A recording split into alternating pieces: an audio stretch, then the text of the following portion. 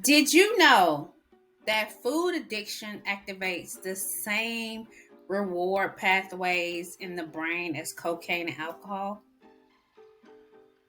And in fact, some studies show that nearly 1 in 5 people may struggle with compulsive overeating. But unlike drugs and alcohol, food is something we just can't quit. So today on the Unconventional OB, we're going to uncover the science, the stats, and the strategies to better understand food addiction and why it's one of the most overlooked epidemics of our time. Maybe you're asking, well, what the heck is food addiction? I'm just so glad. So glad. So glad you asked. You know, it just isn't about loving pizza or sweets. It's actually a neurochemical process. Highly processed foods that are loaded with sugar, fat, and salt light up the brain's reward system, releasing dopamine, just like drugs of abuse. But over time, your brain builds tolerance. That means you need more of the same type of food to feel the same type of pleasure, right? So, like more pizza, more ice cream. Does that sound familiar? Like, that's the exact cycle we see with substance abuse disorders. So, let me give you some stats and some numbers so you can better understand how detrimental this is, okay?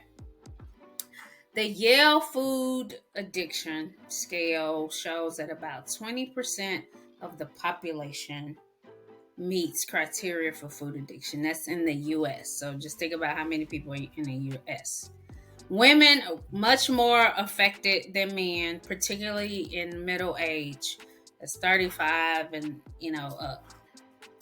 A 2011 study showed that rats given sugar water displayed withdrawal symptoms and cravings similar to drug withdrawal. It's pretty serious. Now, binge eating disorder, if you look it up, often tied to food addiction, is the most common eating disorder in the US. It affects about 3.5% of women and about 2% of men. Now, that's more than anorexia and bulimia combined. It's real serious. So, how does it compare to other addictions? All right, let's get into it. Now, food addiction, unlike alcohol addiction or drug addiction, like with alcohol and cocaine, abstinence is the treatment strategy. But with food, I can't just tell you never eat again. Can't do that. You need food to live. But instead, it's really about regulation, awareness, and support, because the triggers are everywhere. In your grocery stores, on TV, and even social events. Now, unlike illegal substances, highly processed foods are not only legal, they're aggressively marketed. Thinking about the McDonald's. They making them arguably the most accessible addictive substance on the planet. Okay? Y'all see the commercials. Now, listen. Food addiction isn't just about weight gain. No. It's linked to higher risk of diabetes, heart disease, depression, and anxiety. People often feel shame because society labels them as having a lack of willpower. But the truth is, it is a neurobiological condition, not a moral failure. So if you have it, listen, you're not failing. Okay, you just need some assistance. So, what can you do if you suspect food addiction, like you're addicted to food? Well, start by recognizing your triggers.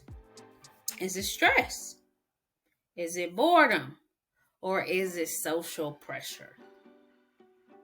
And the next thing is to focus on whole, nutrient dense foods that don't overstimulate the dopamine pathways. The next thing is seek community and accountability. Support groups, therapy, coaching can make a huge difference. And most importantly, show yourself some compassion. Healing is not about perfection. It's about progress. Okay? So I hope you guys were blessed by that. So I just want to close with this.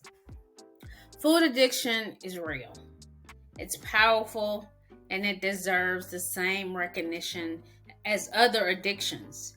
If this resonated with you, trust me, you're not alone. And there is hope.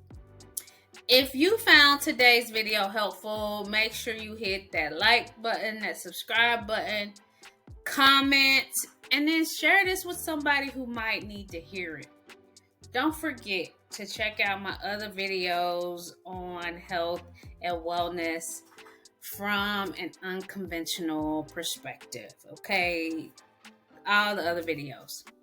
Now, this is the Unconventional OB, and I'm reminding you that transformation begins from the inside. So stay healthy, stay vibrant, and stay unconventional. Peace.